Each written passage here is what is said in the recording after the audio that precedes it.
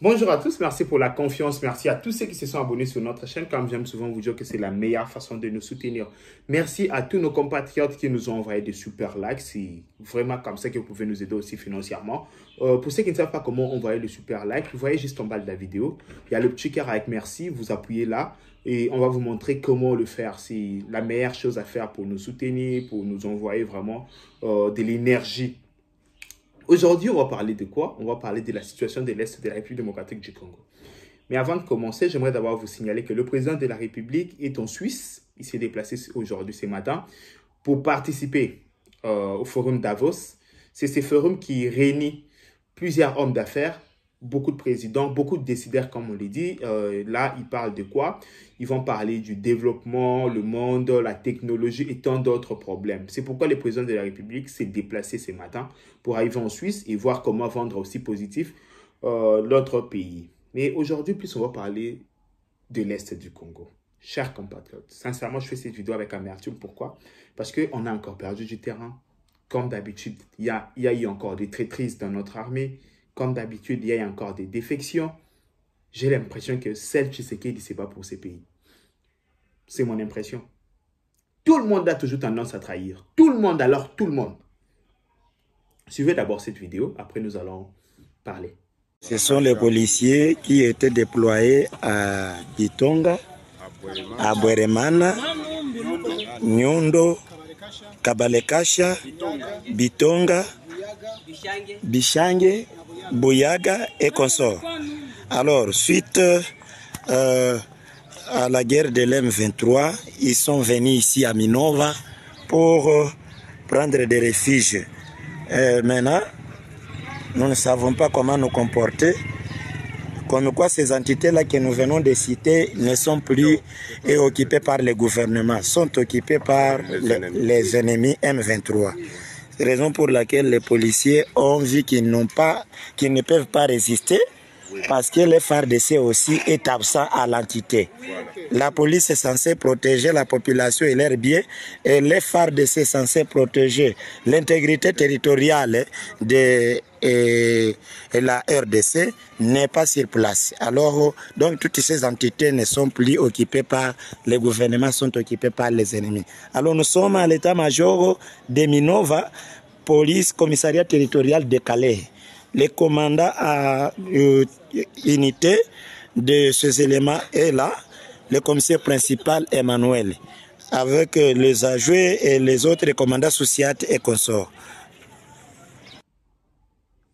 Vous avez suivi, notre police, la police nationale congolaise, a quitté ces zones de guerre pour essayer de faire un peu le repli stratégique parce qu'ils se disent que ouais, comme le M23 a pris le terrain, l'armée aussi, ils ne sont pas aussi bien équipés, la police. Vous savez, ils sont équipés comme la police, mais ils n'ont pas des artilleries lourdes et tout pour faire face aux menaces du M23. C'est pourquoi ils ont fait ces replis stratégiques, c'est ce qui est normal. Mais jusqu'à quand cette situation va persister? C'est la question que je me pose. Pourquoi chaque fois qu'on fait 2-3 pas en avant, nous devons le faire 4-5 en arrière?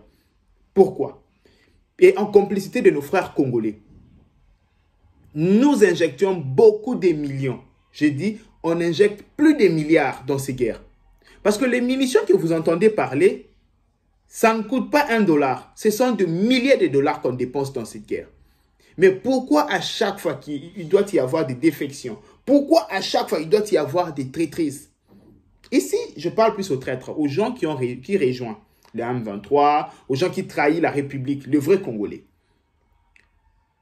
Moi, à votre place, j'aurais honte. Vous savez pourquoi? Parce que même là où vous partez chez les Rwandais, on ne vous respecte pas. On se pose cette question. Si cet homme pouvait trahir sa propre nation, pouvait trahir son pays pour des miettes, et nous les étrangers, qu'est-ce qu'il peut faire?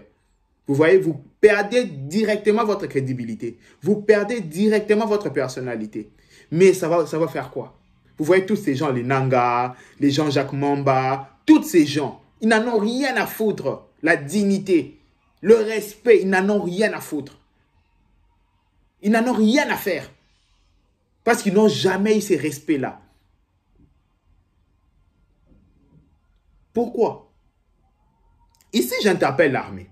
Ces gens pareils, vous les démasquez, il faut servir des leçons aux autres. Parce qu'avec tout ce qu'on a comme rapport qui vient du front, il y a eu plusieurs défections, si je ne me trompe pas. Ouais. Pourquoi il y a eu des défections? Parce que le colonel, le commandant, ils abandonnent le front et ils abandonnent les armes au maître du M23. Ces armes qui nous coûtent des milliards de dollars. C'est notre développement qui est en jeu. Parce qu'avec ces milliards, on pouvait construire notre pays. Vous acceptez de sacrifier le développement de vos pays, le développement de vos enfants. Donc, vous sacrifiez le futur de vos enfants pour des miettes. Et vous espérez qu'on vous respectera là où vous partez. Non, je pense que vous êtes là en train d'espérer aussi le respect venant de Rwandais envers vous. Détrompez-vous. Détrompez-vous, les Corneille Nangaa, les Mamba et les autres qui ont rejoint l'AFC. Détrompez-vous. Dans leurs yeux, vous n'êtes que des sales traîtres qui ont trahi leur pays pour les étrangers. Et croyez-moi, les Rwandais sont très intelligents pour ça. Ils se disent, si ces gens ont trahi leur patrie mère, ont trahi le pays qui leur a tout donné, et contre nous, les Rwandais, qu'est-ce qu'ils vont faire? Il faut être bête pour comprendre, pour croire à ces gens. La dignité. Et tous les militaires congolais, vous qui avez juré de donner votre vie pour la République, l'abandon des fronts n'est pas bien. Ce n'est pas bien. Les dirigeants à votre tour, quand je vis des vidéos de tous ces policiers mal équipés dans des zones de guerre, mais comment vous pouvez équiper les policiers comme ça? Pourquoi pas chercher des brigades de police militaires? Pourquoi pas bien équiper la police? Parce que dans des zones de guerre, c'est comme la guerre qu'on fait en ces moments, c'est la guerre asymétrique. Pendant la guerre asymétrique, les embuscades, les attaques peuvent se faire à tout moment. Équipez la police. Mettez une police conséquente.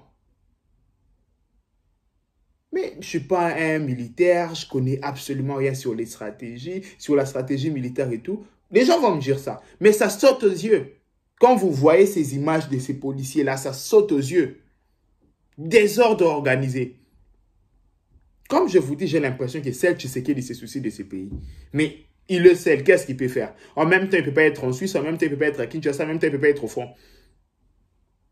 Et vous, à qui on a remis toutes ces missions, vous à qui on a remis tout cet argent, qu'est-ce que vous en faites? Dites-moi. C'est vraiment déplorable pour notre pays, croyez-moi.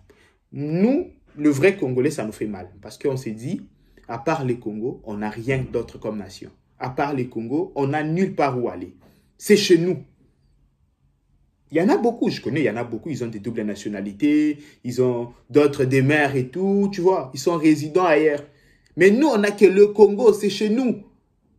Aujourd'hui, si le Congo ne va pas bien, rien.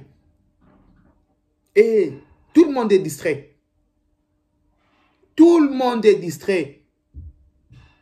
Quelqu'un m'a dit, vous savez en Angola, pourquoi ils se sont développés après la guerre? Parce que la guerre a touché Luanda. Parce que tous les Angolais ont vécu la guerre. Aujourd'hui, si tu essaies avec leur pays, ils n'acceptent même pas. Les jours où la guerre touchera Kinshasa un jour, je pense que tout le monde aura la conscience. C'est pas trop tard. Il n'est pas trop tard. Chers compatriotes, ici je vous appelle au nationalisme. Ici je vous appelle à l'amour du pays. Aimons le Congo. Oui, on ne peut pas s'entendre entre moi, l'opposition, majorité. Je ne suis pas obligé de vous aimer. Mais nous devons tous aimer le Congo.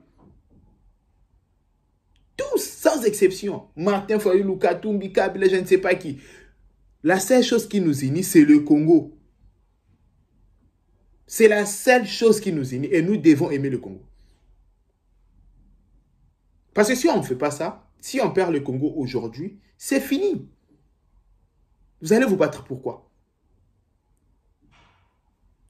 C'est la meilleure chose à faire. C'est d'être nationaliste, de montrer son amour pour le Congo. Vous devez être loyal qu'au Congo. Vous voyez les traîtres qui viennent vous chercher, acceptez leur marché, jouez l'agent double, infiltrez-les. Nous allons gagner parce que nous avons déjà beaucoup dépensé. Nous avons donné beaucoup de vies avec nos FARDC. Nous devons gagner cette guerre. Parce que la guerre, comme je vous l'ai toujours dit, cette guerre, on l'a fait chez nous, sur nos terres, et elle est juste. Notre cause est juste. On n'a jamais, alors jamais, tiré même un tout petit balle, aller au Rwanda tirer quelqu'un. Jamais.